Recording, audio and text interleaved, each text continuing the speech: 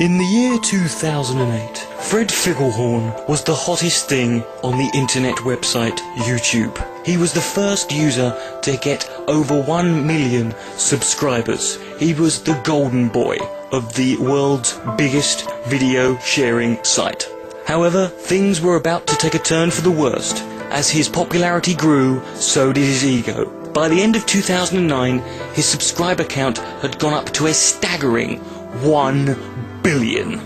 He began doing strange things like wearing a tweed crotchless jumpsuit. He would randomly jump up and start singing the Polish national anthem whilst masturbating. And he would insist that everyone referred to him as Mr. Papadopoulos. Eventually, he became intolerable, and after a while, everyone began trying to plot Fred's ultimate demise.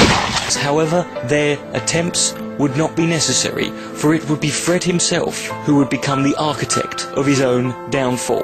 By the summer of 2010, Fred had reached a massive and completely unthinkable subscriber number of 8.7 billion. It was at this point that things began to turn. The global population was only 6.3 billion, and the internet using population was only 1.2 billion. This made YouTube very suspicious, and upon an investigation they discovered that Fred Figglehorn was in fact subscribed to himself via 8 billion sock accounts. He was in fact a complete fraud. So much shame was built upon Fred that he couldn't take it, and one night he suddenly disappeared, never to be seen again. Until now, Fred Figglehorn is back. The year is 2032.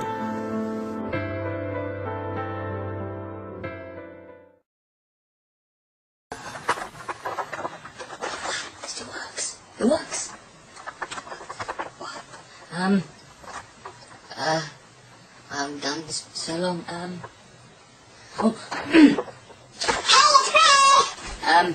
Yes, this is me. I realize it's been a while.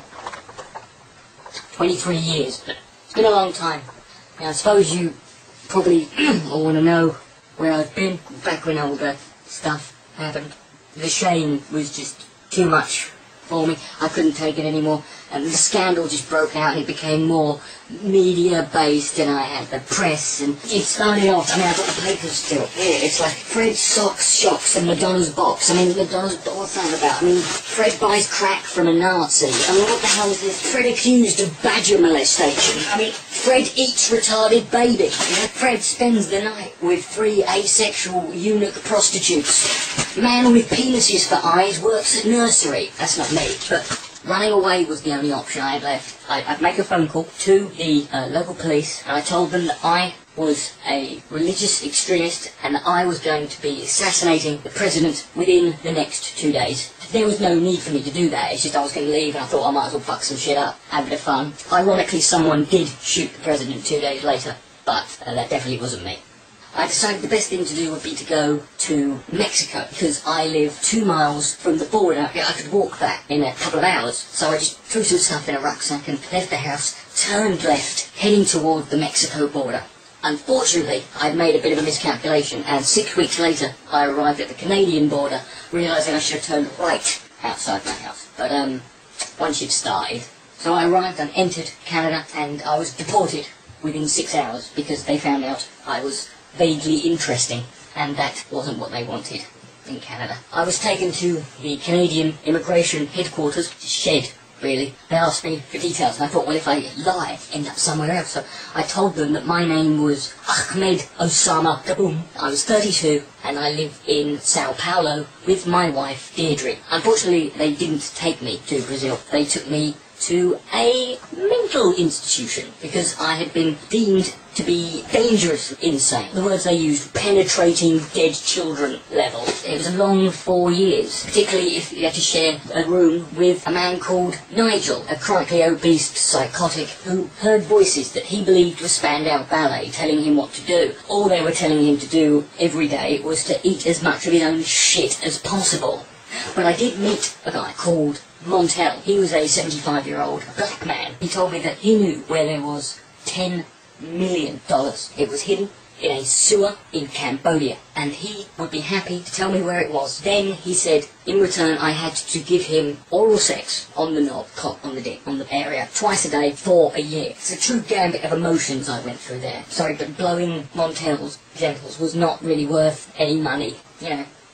Anyway, about a year later, I'm in the Cambodian sewer. I'm looking for it. I've got a map and a torch. Don't ask me how I got to Cambodia. You know, it's just too illegal. I'm there, big place, Cambodia. I have to look around, and I was determined. It's hard to describe how determined I was. I couldn't describe it in words. You wouldn't appreciate it. Unless, of course, you have been blowing a 75-year-old Negro pensioner 720 times for the last year. You know, it becomes easier, but, you know. And so I was determined. I kept looking and looking. I was going to find it. About a month later, there it was. It came to me. It hit me. Right there. The old bastard lied. There was no fucking money. He was using me. And I was there, covered in mostly paedophile shit. I had no money. I had acquired a skill within the last year, and I thought I could use that. I became one of the higher rate homosexual prostitutes of Cambodia. I made enough money to make sure that within 6 months I had a full-blown meth addiction. I had a bit of an episode, and 3 days asleep I woke up by a horrible sensation, a horrible pain, and it turned out I had wandered into a zoo and gone into the elephant enclosure. They were very horny while I was passed out. One of the more aggressive and not very chivalrous male elephants fingered my anus. And I required, I think it was 18,412 stitches. It basically just glued me back together, and I needed to get out. And I found a man who would get me out. He said he could get me smuggled out of the country via airplane for only 300 million Vietnamese dong. And I ended up in an airport late at night, thinking I'm going in the cargo hold. No. He gaffer taped me to the underside of the airplane. How the fucking pilot didn't see me, I never know. And I landed safely after 18 hours in the ocean. We crashed. I was captured by Lebanese terrorists who tied me to a radiator. Apparently it was a Terry White reunion. It was okay. It was 7 years flew by. I mean, there was one point when they did stick a Kalashnikov in my pee hole, and they shot me 27 times. And it burst all my stitches. So I came back. I was watching my videos, my old videos from a little brother.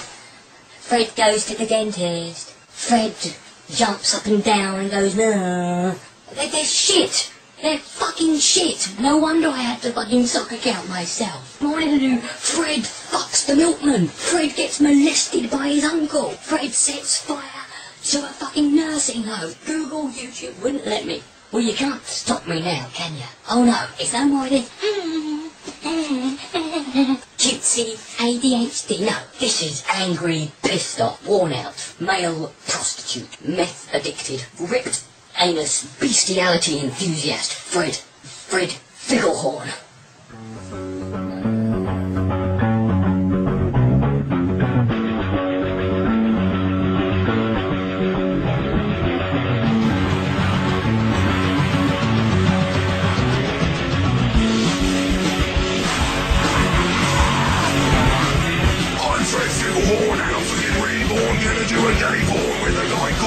No more Mr. Nice Guy, gonna be a vice guy. Drink a dozen Mai Tai, smoke some crack and get hard. Appetite to see from a $2 skank. Watch one guy, one jar and give a dead horse a wank. See I hang a hobo and run over your brand until I get a lifelong YouTube ban.